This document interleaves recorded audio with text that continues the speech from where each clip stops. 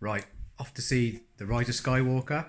When we come out, I'm going to do some first reactions of me and my brother and a chap in America, and we'll see what it's like. Hopefully JJ nails it and it's a bit better than The Last Jedi. Catch you later. There's too much to digest. Talk to me. I can't take you seriously with that one. Just pretend it's not here. No.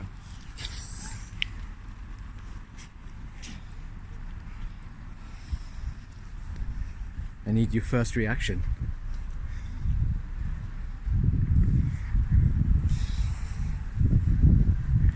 Blown away. I don't know what to say at the moment. There's just so much to compute and to process in that film. There is a lot in there. A lot. A lot. There was a whole lot. It was basically a fuck you to Last Jedi, the whole movie. You think? Yeah. I think it was a big up yours, Ryan Johnson. It was. I thought the first hour was correcting The Last Jedi. Yeah. And then the second hour was just, he went back to probably what he wanted to do if he directed the second film. And I fucking loved it. Yeah, I fucking loved it. I think it was. I could pick holes in it. Yeah. Well, there's loads of holes to pick, I but think you could pick holes in any of the Star Wars movies. Do you know what I mean? None of them are,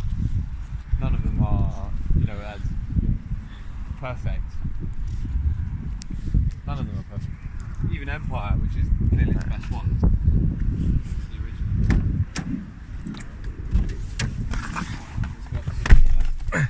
Even Empire, which is clearly the best one of the originals, has got some dodgy moments in. Well, I think that was Star Wars. Star Wars. That was proper Star Wars. It was Star Wars, but it was also new Star Wars. There was a lot of things that new stuff, new force powers. A lot of new powers. A lot of I loved Palpatine. In a way I wanted him to kill everybody. But well, he nearly did. Yeah, he nearly did. I would love to have the film to end where they won, but Disney would never do that. But I did like the way it finished, but why didn't Rey disappear before Kylo had a chance to bring her back? When but that was the point, isn't it? Kylo disappeared straight away. You become. It was the same as with anyone that's made that sacrificial. What I'm learning from this is that you disappear when you sacrifice yourself with pure selflessness. Like in Last Jedi. Like in The Last Jedi. Like Leia did in this same film. Yeah, because she didn't disappear. And she didn't disappear until Ben disappeared. Yeah. Same with original Ben, Obi-Wan Kenobi. Yeah. Disappears when he sacrifices himself for the good of the cause. Yeah. And that's why Ben disappeared. So exactly, and that's why Qui-Gon Jinn never disappeared. Yeah. Because he didn't sacrifice himself. He just lost in battle. Yeah. So the Jedi will only actually do that if they do it because it's their own. I think there's so much to digest in that film. I'd have to watch that again to realise. Actually, what I've just realised in that one aspect of it, and so that's why Ben Solo becomes like an actual Jedi, because he sacrificed himself at that last moment. And what about the moment with the voices that that all the Jedi were behind her? Yeah, that was awesome. All those voices. And the bit with Lando. You had everyone on all the ships. Yeah, you had everyone's voice in that. You had Hayden Christensen's voice was in there. Liam Neeson's voice was in there. Ewan McGregor's must have been in there. Yoda's was in there. Yoda's was in there. Was Samuel Jackson? Did he have a little thing there? Probably. What about Han Solo coming back? That I did not see coming. No, that was completely blew. That blew me away as well. I didn't expect that. And I got one thing I'm so happy is none of the spoilers were fucking real. They were all fucking leaked. The ones that I saw. Yeah. And purposely leaked, were they? I think so, because one of the spoilers that everybody thought was happening was Leia was coming back. Yeah. and all the Jedi ghosts were coming back at the end to take down Palpatine, and I'm so glad that didn't happen. I did like what they did with Ben. It was kind of predictable. Yeah, it was predictable. And it was predictable about Rey as well. But the fact that he eventually died was correct, because he could not come back from everything he's done in the last 2 movies. There's no way fans would accept him the scene on the ship being around. If I love the scene on the ship, the Death Star. Yeah. The sunken Death Star. Yeah, that was brilliant. I think that was such a good scene. Yeah, I think when they met at the on Endor, essentially at the Death Star. Yeah. That was probably one of the scenes of the film. I think the first half was so quick, and it was set at the movie, and I did feel that the whole they were making apologies for The Last Jedi in a way. Yeah, maybe. Well, I don't think not apologies, but I felt like he was correcting some of the things. Maybe just quantifying some of it. Yeah, quantifying some of what the decisions were. You know what I really loved was what he did. He totally justified for me, which was a big thing in Last Jedi that I struggled with, was Space Leia and her Force abilities that had never been explained. And you saw her get trained. But you got clarity on the fact that she actually became a Jedi in her own right, which was pretty cool. What I personally needed. Up there, go round again. Yeah. Currently driving. Just going round the roundabout. Around the roundabout. Keep going. Which way? Keep going. The next one. This Up one. There? Yeah. Not the original one that I wanted, but I wasn't sure. First left. Yeah, that was cool. What I slightly struggled with was the Final Order. And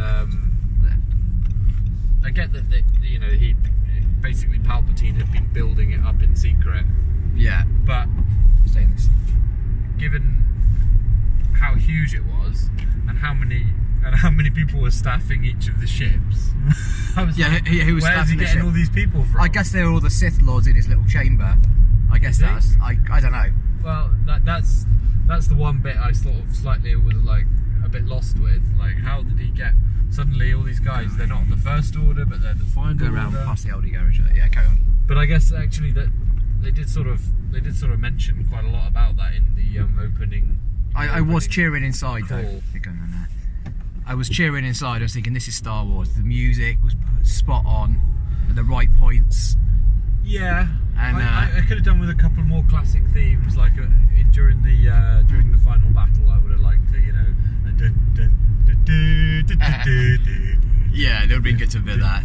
There's some of the set pieces was just cinematography was amazing, wasn't it? Yeah, it was superb.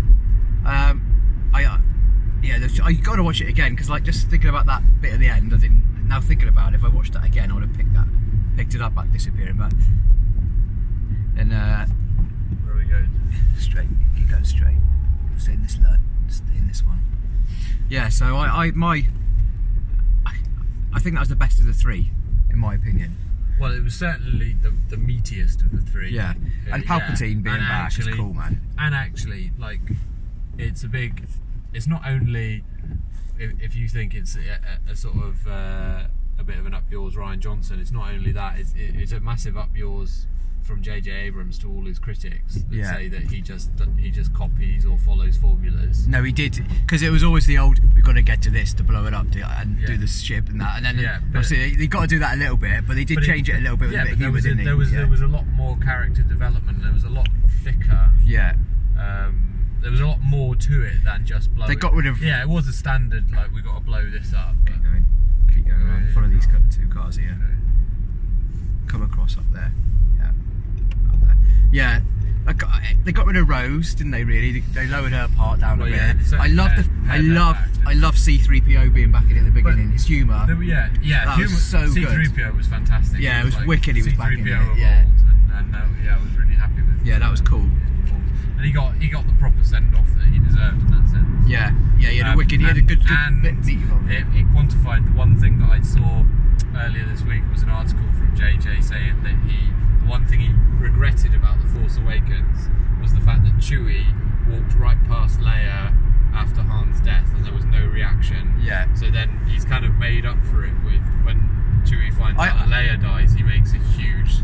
I was kind of wanting at the end in my brain it wouldn't. The way the film finished, it couldn't have happened. But I was just thinking, just let Rey die, leave her dead. Yeah, well, I thought. I was thinking, just leave her dead, leave her dead, please. It'd be like, they won't do it. They're going to bring her back. But then Ben had to die. We've just done 10 minutes on here. Let's stop somewhere. There's so much more. Yeah, I mean, the other bit I like, the very first bit, nearly all the trailers were out the way in the first 20 minutes. Pretty much. Well, yeah, other than the scene on the Death Star, they didn't fuck about with Palpatine, but they didn't fuck about with Palpatine. They just let him come straight out, and that was fucking brilliant. I like the fact goosebumps. They didn't mess around. They just basically said, yeah, you all know Palpatine's in this, so we're just starting with it. Yeah, there wasn't. I wouldn't say there was a lot of huge spoilers. I mean, there was twists and turns, but nothing like. You mean like surprises? Yeah, there wasn't. It was. I think we all knew she was going to be something to do with Palpatine. Yeah. Well, I did. Well, yeah. Well, I thought they were going to do that in The Last Jedi. That was hinted from way back in The Force Awakens, wasn't it? Like when she did her little stabby move, and when she's the first time she fights Kylo Ren, and then also like just the look in her eyes when she's fighting him at one point where she kind of clearly letting the anger get to her. Yeah, it was cool. And do you know what I thought? Keep going. I thought Daisy Ridley was absolutely superb. I thought it was her best performance. Yeah, she was really good, and so was Adam Driver. Yeah, they were both really good. You could tell probably their best performance. Yeah, and you could tell that, like, making them meet on Leia, you could see that they were trying to put the words in. They did it quite well, but you did know coming off the next level. And also, they in this one, like the relationship between the three of them, the trifactor of Rey, Finn, and Poe, like it actually worked. Like the camaraderie between them was better, there, in a more genuine way, and that was clear. And obviously, stay left here. Yeah. Well, obviously, the three actors have been working together now for whatever, like 8 years. Yeah. Whatever, so It was cool.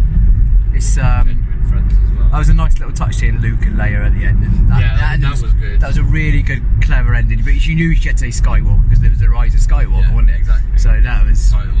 It was nicely. I thought it was a nice ending. Decided twin sons. It was a bit predictable, the twin sons, but it had to be done. It was finishing off the saga, didn't it? She had to adopt that that title. But there's something I'm still puzzled. Like, obviously, we still don't know the story of how Maz Kanata she was a bit recovered Luke's lightsaber. And again, Maz Kanata, she was in this and was like an advisor, and she was useful for kind of exposition on what was going on with Leia. She sits there as a kind of surrogate, kind of, or like as a Yoda in